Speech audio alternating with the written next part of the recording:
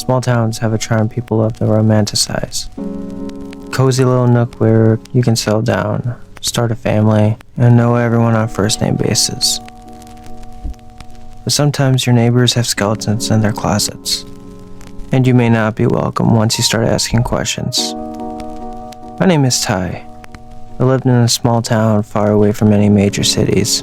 Dirt roads stretched for miles, and everyone knew everyone. While most people would consider that lifestyle boring or out of touch with the reality, I thought it was peaceful, quiet. I'm what you would call a local. I lived there for as long as I could remember. I helped out on my family's farm since I was a kid. Went through the county school district. Stayed working on the land after graduation. Soon enough, the farm would be passed down to me. Everything was exactly how it was supposed to be. Until it wasn't. The past 2 years have been rough on the town. Low yields, mom and pop shops closing down.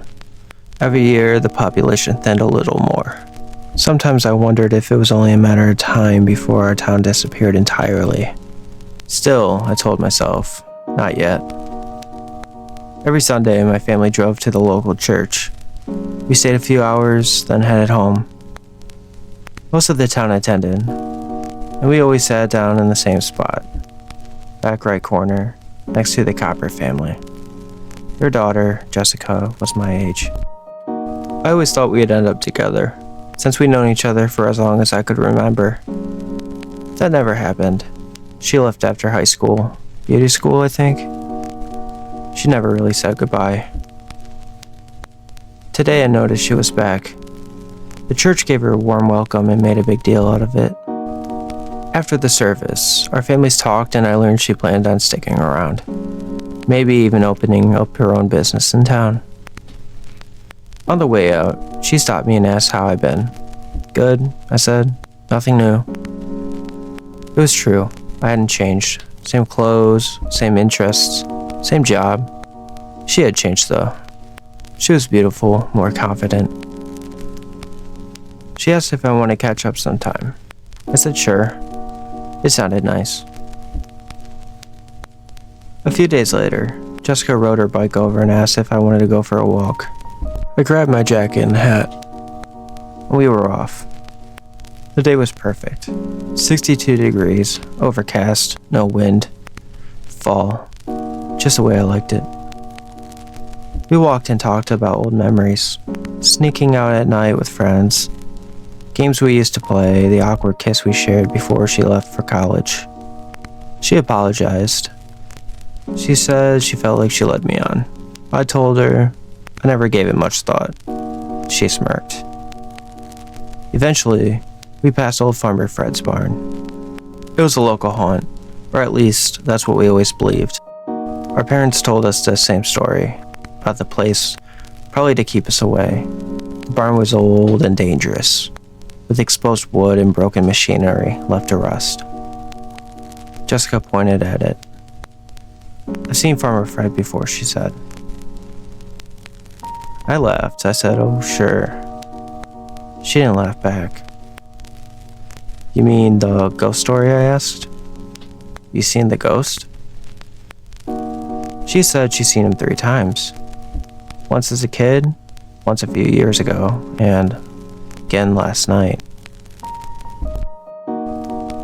I've always been practical. I didn't want to say I didn't believe her, so I humored her. I asked her what he was doing. Her tone changed. He waves at me, she said. Something about the way she said it convinced me to stay quiet. Then she described him, short, tattered overalls and straw hat. I've never seen him, I said. I passed the place 1,000 times. I even went up to it once or twice as a dare when I was younger. She didn't respond. After a moment, she asked me if we could meet up later that night, just for fun, to see if I was crazy, she said. Her tone turned playful. We both laughed and agreed. Honestly, the idea terrified me, but I could never say no to her. As we walked back to my house, She grabbed her bike and asked, "Do you remember that old song about him?" I thought for a moment. I can't remember it. She rode off waving. 2 a.m. That night, the song crept back into my head. Farmer Fred, dressed in red. I couldn't remember the rest at first. Then it came to me. Farmer Fred, dressed in red, never left his barn. A chill ran through me. I always hated that song. It scared me as a kid.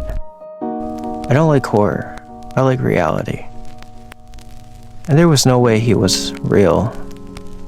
I knew Farmer Fred existed once, that he'd lost his wife and died not long after.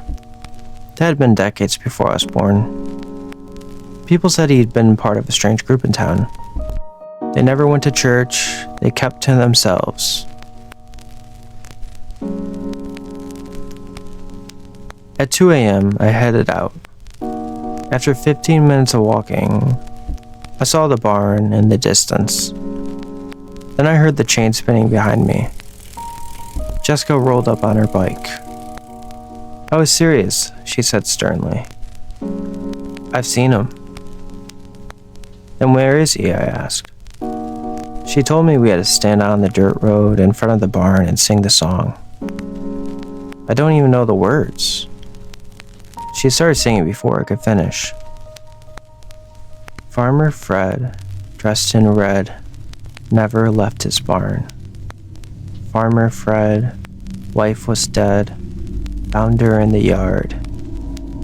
Farmer Fred took her head, she whispers to the corn. If you say his wife's name, the scarecrow turns its head. I hated that song. She smiled excited. We both have to do it. I tried to back out. She grabbed my hand, leaned in close, and said, "Please." Long and drawn out. We walked closer to the barn. "I thought we were staying at the road," I said. "I want to be closer tonight." We stopped directly in front of the barn. "Close your eyes," she said, on 3. 1, 2, 3. We sang. When I opened my eyes, the barn stood empty. "I don't see him," I said. She let go of my hand and ran. The wind surged through the cornfields. At the end of the dirt road, I saw him. Jessica stood beside him, staring. I yelled her name. She didn't answer. He walked towards me. Short, tattered overalls, straw hat. Jessica left one thing out. He was holding a head. I ran into the cornfields. As I ran, a woman's voice whispered through the stalks. "What's my name?" I smelled smoke. I saw a firelight. Hope. Then the ground gave way beneath me. I fell hard, twisting my ankle. When I looked up, 6 people stood in red robes around a bonfire. In the center was a scarecrow, but it wasn't straw. It was a woman's body, headless, arranged like a shrine. The wind screamed through the crops.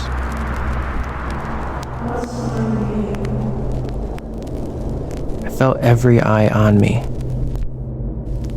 "I don't know," I screamed. Footsteps approached behind me. A whisper in my ear.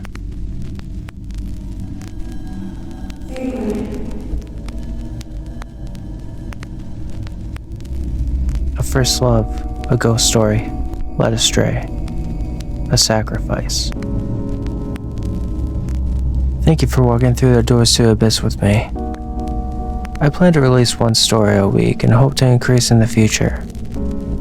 Like, comment, and subscribe if you enjoy these scary stories. Dreams are timeless. Why wake up?